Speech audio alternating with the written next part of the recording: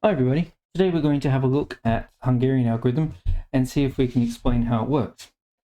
So here we have a situation where we have two deliveries and two companies, and we're trying to determine which company should deliver which product for the least amount of cost. So in this case we've got company A and B, and these are the paths for the two deliveries. Now if we go A goes to 1 and B goes to 2, A goes to 1, A goes to 1, B goes to 2, that'll be those two paths, or B goes to 1 and A goes to 2. Now, quite simply, we can add up the two and we can see that A goes to 1, B goes to 2 is the better of the two options. I think that's what it is. A goes to 1, B goes to 2. Yeah, that's this one. So fine, cheapest solution, 336. Easy, done it by inspection, no great problem there. But the Hungarian algorithm can do cases which are a little bit more complicated. And what we do is we'll reduce our table to a matrix and then do some matrix operations on it until we find the best solution. So here is our matrix here. And we've taken the values out of the matrix and we've taken the values out of the table and put them into a matrix. Now what we're going to do is we're going to subtract the smallest value in each row and then the smallest value in each column. And we'll see if we've got a 0 in each row and column such that we've identified the smallest option, the cheapest solution. So here in this table here, we've subtracted the smallest value. So in the first row, we would have subtracted 100. In the second row, we would have subtracted 110. In the third row, we would have subtracted 90. And in the last row, we would have subtracted 120. That will leave us with this matrix here. The cheapest values obviously were in these four elements inside our matrix.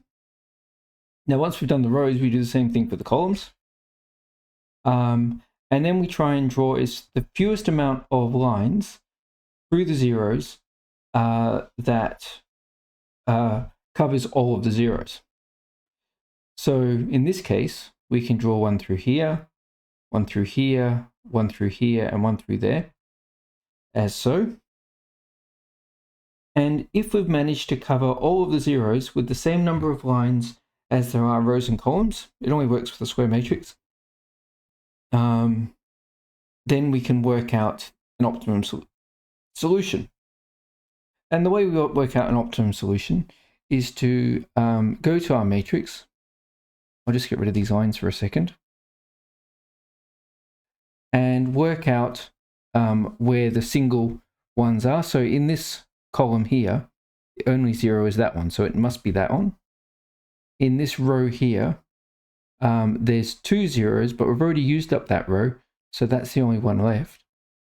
Now we're just going to look at these last two. We can't use that one again because we've already used up that row, so we'd have to use that one, and that leaves that one left. So now we've got 4 spots on our matrix, and we can go back to the original matrix now and add up the values that were in those spots. That would be 220, 90, 140, and 120. And lo and behold, that gives us the minimum assignment for the courier firms to the deliveries of $570. Done. First part. Now, sometimes when we do these, we'll be able to put lines through all the zeros, but not create enough lines to as there are rows and columns. So if that's the case, we have to do an adjustment. An adjustment's a fairly easy process. For numbers that don't have a line through them, take the smallest and subtract that from all the numbered values in the matrix. And where the lines crossed, put that smallest number. So we're going to subtract 2 from this cell, from this element, this element, this element, this element. And we're going to put the 2 here. And lo and behold, now when we have to cover off all the zeros, we have 3 lines. And it's now covered them all, and we're able to determine where the minimum values are in our matrix. Now, sometimes the lines that we need, in this case, will have numbers underneath the lines. Just remember to subtract from those as well. Okay, so that's an adjustment. Now, if we need a maximum instead of a minimum, there's just one extra step. You have to identify the maximum value in the matrix and subtract all values in the matrix from the maximum value. So here's all the values here, and we want to find a maximum. So the maximum value is going to be 110, 115. So subtract 115 from all the values in the matrix. And that's what I've done here. And then just repeat the same process before.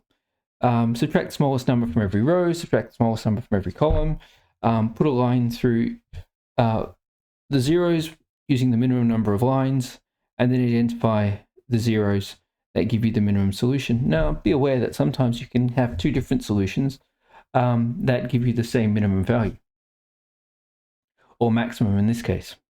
So if we take this matrix and the values in those cells, that'll be that one, that one, that one, and that one, that will now give us the maximum number of components required for this solution produced by these operators on these machines.